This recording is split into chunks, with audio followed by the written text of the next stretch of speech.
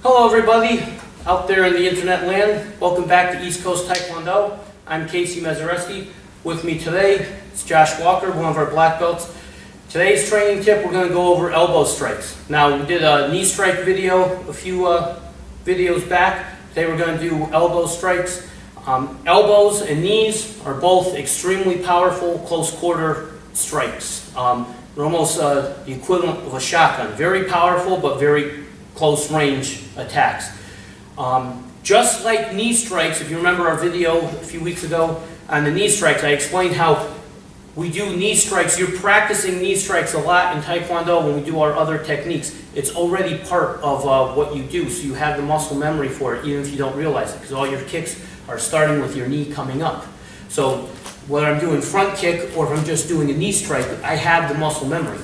Same is true with elbows, because when we do our punches, when we do our knife hands, our ridge hands, all these techniques we're doing the exact same body mechanics we're going to do for elbows. And then even in our forms, we have elbows in the forms.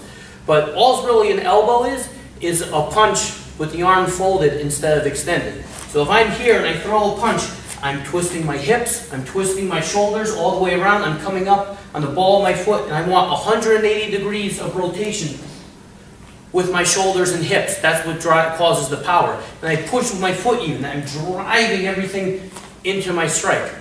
Elbow is going to be the same thing, only the arm is folded, like I said. So you're going to take your hands, make a fist.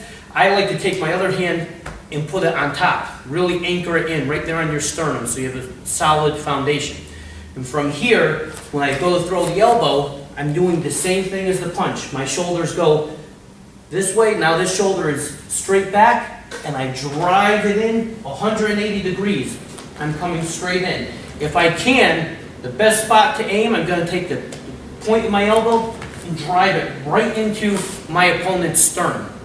If I have other targets, I'll take other targets. And the nice thing with the elbow is if you don't get that nice point right into their chest, even if you hit more with the forearm on the side of the chest, it's still going to be an effective strike. So Josh is going to hold the shield quick for us. I'm going to demonstrate the elbow. So you have your opponent. I pretend this is his chest, all right? This is very good when you get a situation in real life where guys are doing like this stuff, bumping chests and getting real close. Hey man, doing something like that. I like to tell our students, you put your hands up in front of you like this. My hands like this or like this. It's almost the same thing for me. I can block, I can attack. My hands are right to protect myself. But in this configuration, I don't look as threatening because I don't want to tip my hand yet. I don't want to go knuckle up right away. That's going to escalate the situation right away. I want the element of surprise. So the guy that's getting in my chest like this or anything, hey man, I don't want any trouble. Please, I'm not looking for a hard time. From here, I just sink my hands in, drive my elbow into Josh. One more time. I'm here, hey man, I don't want any trouble. I say get back! Okay? It's very, very powerful and effective. Nice thing is too, once I hit once, if I don't get the full effect, maybe he just stumbles one step back, I can just switch my hands. Now this arm is chambered back here. Instead of throwing another elbow with my right, where I'm going to come around and hit, as I come around, this shoulder's coming forward, so I might as well get the free hit. So I'm here, this elbow's back, I can just move in a little bit and hit again. And if I have to, I can keep walking in doing elbows. Now in real life, what I probably do is after I do one or two and I start opening up some space, then I can start doing a knee, I can start punching, I can start kicking. So I can start doing things where I don't have to stay right on top of him. In real life, I want to open up distance between me and him and get out of here. So that's elbow, but now elbows are extremely powerful and versatile. There's a lot of other ways to do elbows. One of those I'm going to show you right here. So let's say I get knocked to the ground. If I get knocked down and I'm here, as I'm coming up, Josh is still attacking me.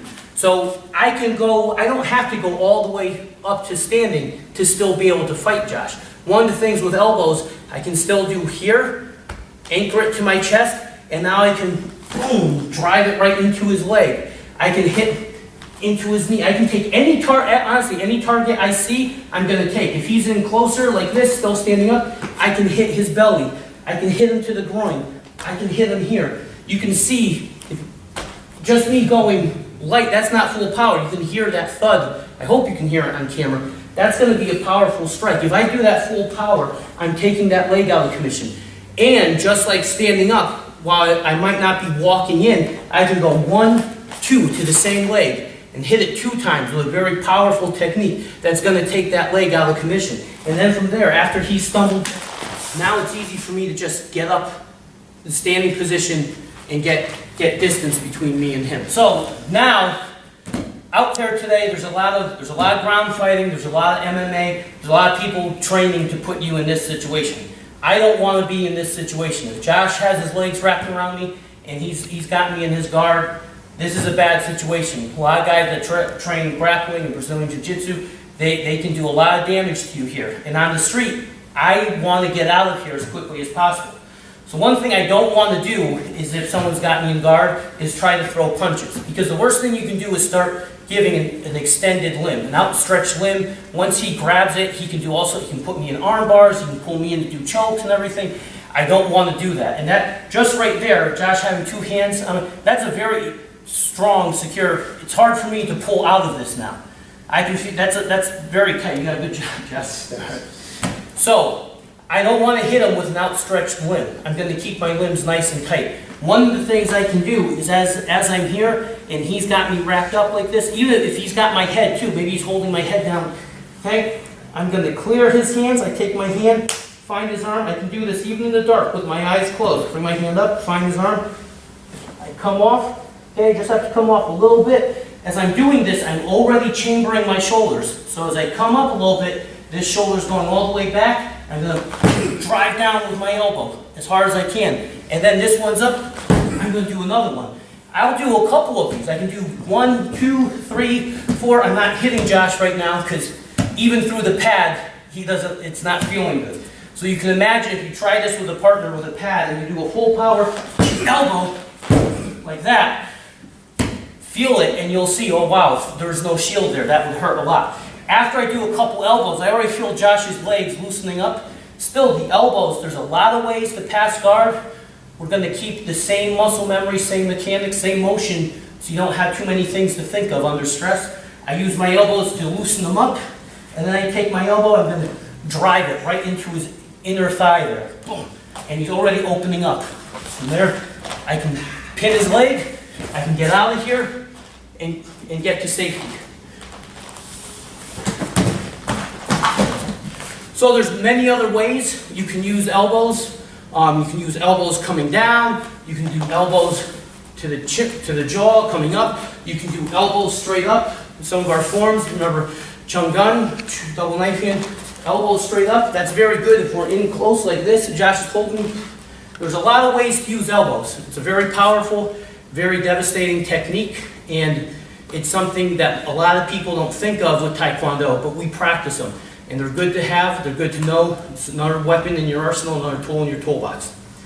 I'm Casey Mazereski. That's this week's training tip. If you liked our video, please subscribe to our channel. Check us out on Facebook. And if you're ever in the Fairfield, Connecticut area, come down and check us out in person. Thank you.